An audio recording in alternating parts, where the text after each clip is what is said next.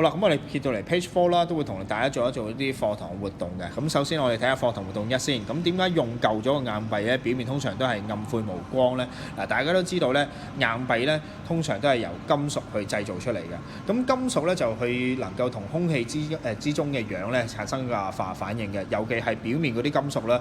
當表面嗰啲金屬咧去同嗰啲氧氣反應嘅時候咧，產生咗啲金屬氧化物之後咧，咁就會咧係令到金屬原先嗰個光澤咧就會失去咗啦。咁所以咧就會變得咧係暗晦無光。咁所以我哋咧就即係我哋點樣用一個完整句子咧去寫翻嗰個意思出嚟咧？我哋就可以咁講啦，就係硬幣嘅表面金屬咧被氧化了啊！咁有一個好重要嘅一個嘅 term 啦，我都覺得係推介俾大家啦，就係氧化呢個 term。咁大家要學咗去咯喎。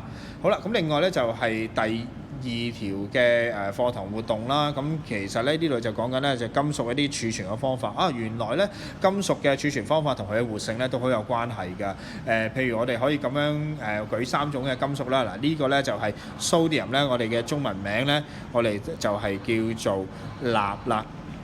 OK， 咁而呢個嘅calcium 咧嘅中文名咧，我哋咧就係叫做鈣嘅。OK， 咁而呢個咧呢個係呢度講咗俾你聽咧，佢係金嚟㗎。嗱，咁我哋如果睇翻活性序，我哋知道鈉係最活潑啦嚇，鈣就係排行第3啦，咁金咧就排包尾嘅。OK， 即係咁樣嘅。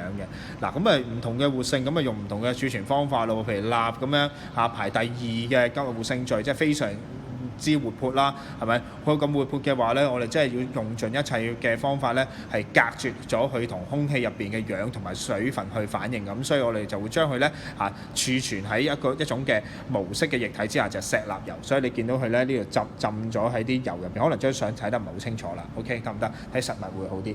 咁而去到咧就係排行第3嘅鈣咧，因為個活性唔係咁高啦，我哋都唔需要話去到咁緊張。